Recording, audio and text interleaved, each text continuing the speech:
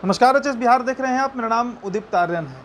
एक बड़े ही सेंसिटिव मामले पर बात करूंगा आपसे। मामला जो है वो मुजफ्फरपुर का है। मुजफ्फरपुर का अखाड़ा घाट रोड है, वहां पर एक मोहल्ला बसता है जहां पर 2010 में एक 17 साल की लड़की के साथ बलात्कार होता है। उनके जो माता पिता होते हैं उस बच्ची के, वे थाने जाते हैं। एफआईआर दर्ज किया जाता है 22 अगस्त 2010 को धारा 376, 377 और 307 के तहत एफआईआर दर्ज कर लिया जाता है। उसके बाद उस बच्ची के जो गार्जियन होते हैं वे लगातार थाना का चक्कर लगाते हैं, हाथ पैर जोड़ते हैं कि इस पर इन्वेस्टिगेशन किया जाए, पर पुलिस उस मामले को रफा दफा कर देती है। उसके बाद 10 साल बीत गया, ये साल 2020 चल रहा है, अगस्त का महीना खत्म हुआ है और अभी जो वहाँ के नए सिटी एसपी हैं नीरज सिंह, उन्होंने यह फाइल खोज निकाली। और इस फाइल को खोजने के बाद जब वापस वहाँ पर पुलिस पहुँचती है उस लड़की के माता पिता के पास जानकारी के लिए, इंट्रोगेशन के लिए, तो उस बच्ची के जो पिता होते हैं वे हाथ जोड़ कर कहते हैं कि हुजूर, हमारी बच्ची का शादी हो चुका है और अब उसका घर उजड़ ना जाए, इसलिए कृपा करके इस मामले को दबा दीजिए। आगे वो ये भी कहते हैं कि जिस व्यक्ति ने रेप किया, जिसको मैं जानता हूँ, वो व्यक्ति भी अब उसकी उम्र हो चली है और वो मोहल्ला छोड़कर अब जा चुका है।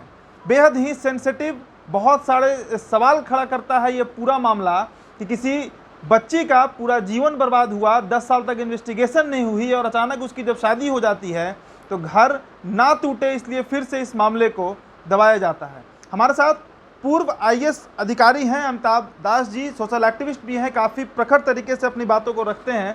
इनसे हम कुछ सवाल करेंगे कि आखिरकार यह मामला क्या है और क्यों ऐसा हुआ है बिहार प्रशासन में। स्वागत है सर आपका एचएस बिहार में। एक लंबा अनुभव आपको रहा है हर इस पूरे फील्ड का, प्रशासन का। क्या लगता है सर आपको, किसका फेलियर है?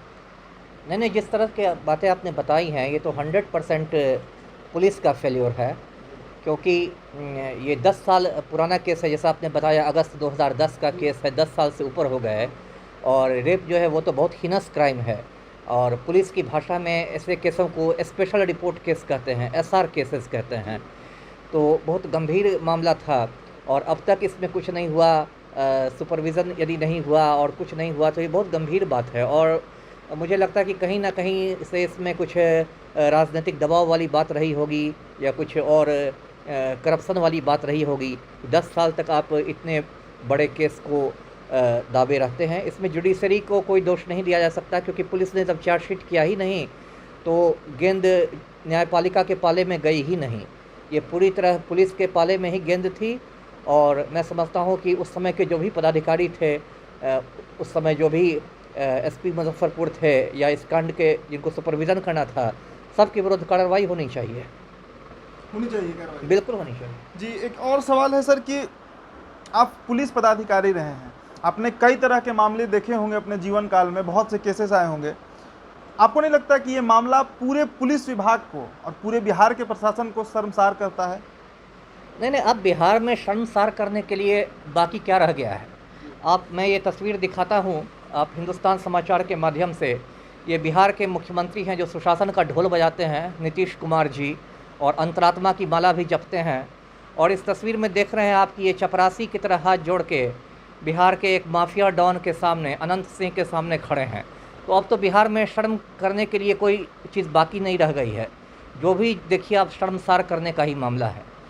और इस मामले में मैं एक और बात कहना चाहूँगा कि ये जो केस है, रेप का जो केस होता है, वो नॉन कंपाउंडेबल होता है। आपने कहा कि लड़की का पिता कह रहा है कि अब वो इस केस को आगे नहीं बढ़ाना चाहता है क्योंकि लड़की की शादी हो गई है। तो कुछ केस कंपाउंडेबल होते हैं जिसमें दोनों पक्षों के बीच समझौता हो सकता है, और कुछ केस नॉन कंपाउंडेबल होते हैं जिसमें समझौता नहीं हो सकता है। तो जो रेप का केस है वो नॉन कंपाउंडेबल है।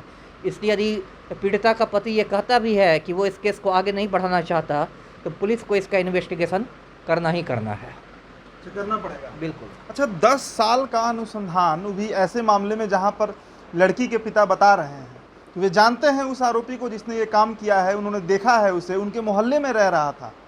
कौन सा प्रेशर होगा पुलिस के ऊपर? मतलब आपको क्या लगता है कि 10 साल इस मामले में लग गया? देखिए, पुलिस के पर तो नाना प्रकार के प्रेशर पड़ सकते हैं। एक तो ये हो सकता है कि जो रेपिस्ट हो, जो इस कांड का अभियुक्त हो, वो राजनीतिक रसूख वाला हो, उसके बड़े बड़े लोगों से संपर्क हुए हैं। आप मुजफ्फरपुर की ये बात करें, मुजफ्फरपुर में ही बालिका गृह कांड हुआ है जिसने पूरे हिंदुस्तान को झकझोर के रख दिया है। तो मुजफ्फरपुर में आप देख रहे हैं कि कितने बड़े पैमाने पर ये कांड हुआ, और उसमें भी राजनीतिक रसूख की बात आई कि जो भी अभियुक्त था ब्रजेश ठाकुर, जो अभी उम्र कैद काट रहा है, उसके बड़े बड़े नेताओं से जान पहचान थी। उसे बिहार की जो समाज कल्याण मंत्री थी श्रीमती मंजू वर्मा, उनको भी इस्तीफ़ा देना पड़ा। तो एक बात तो हो सकती है कि अभियुक्त का राजनीतिक रसूख रहा हो और उसने राजनीतिक दबाव का इस्तेमाल किया हो। दूसरी बात जो सीधे रिश्वतखोरी वाली बात है कि राजनीतिक रसूख नहीं भी हो, यदि वो पैसे वाला हो और पुलिस तंत्र में जो भ्रष्टाचार है वो एक फैक्ट है, हकीकत है, तो हो सकता है उसने पैसे देकर ये केस को मैनेज किया हो। ये दोनों बातें हो सकती हैं, राजनीति की बात भी हो सकती है और पैसे की बात भी हो सकती है। क्या लगता है आपको कि जिम्मेदारी किस पर होना चाहिए, किस पर जिम्मेदारी तय और उस पर अब क्या कार्रवाई करनी चाहिए? उस समय जो इन्वेस्टिगेशन ऑफिसर होंगे जिन्होंने एफआईआर लिखा होगा, जो इस मामले की पड़ताल कर रहे होंगे, या फिर उस जिला के जो एसपी होंगे, किस पर अब कार्रवाई होनी चाहिए इस मामले में? देखिए, जिला का कप्तान तो एसपी ही होता है, तो किसी छोटे कर्मचारी को बलि का बकरा बनाना तो ठीक नहीं है। अब ऐसे तो बलि का बकरा करने के लिए किसी केस के आईओ को बनाया जा सकता है, दरोगा जी को बनाया जा सकता है, लेकिन वो तो बलि का बकरा बनाना हुआ। और केस की जो ज़िले में जो आखिरी जिम्मेवारी होती है पुलिस की, वो तो एसपी की होती है। तो जो भी मुजफ्फरपुर के तत्कालीन एसपी थे, उनसे इस मामले में जवाब तलब होना चाहिए, शो कॉज होना चाहिए कि इतने महत्वपूर्ण कांड का पर्यवेक्षण क्यों नहीं हुआ, कोई एक्शन क्यों नहीं हुआ। यदि एसडीपीओ ने पर्यवेक्षण नहीं किया तो आपने खुद पर्यवेक्षण क्यों नहीं किया। तो मुख्यतया जो जवाबदेही है वो उस समय के पुलिस अधीक्षक की ही बनती है। 2010 में जो भी एसपी थे उनकी बनती है। बिल्कुल। तो ये वही मुजफ्फरपुर है जहां पर बालिका गृह कांड जैसा गंभीर मामला उठता है, जिसमें बिहार सरकार के कुछ मंत्री का नाम भी आता है। छींट जो है वो बिहार सरकार तक पहुंचती है। तो ऐसे में ये मामला अगर दब गया तो बिहार के लिए कोई बहुत ताज्जुब की बात नहीं थी, पर पूरे बिहारियों के लिए यह शर्मसार करने वाला मामला है। एक बच्ची का जो नाबालिग होती है, 17 साल जिसकी आयु होती है, उसका बलात्कार कर दिया जाता है और प्रशासन के द्वारा उसको कोई मदद नहीं मिलता है। और जब उस बच्ची का घर बस जाता है, उसका विवाह हो जाता है, तो उसके बाद यह मामला उठाया जाता है। हमारा कमेंट बॉक्स खुला है, आपकी जो भी प्रतिक्रिया है एचएस बिहार तक आप पहुंचाइएगा। आपने ये वीडियो अंत तक देखा, इसके लिए आपका बहुत बहुत शुक्रिया।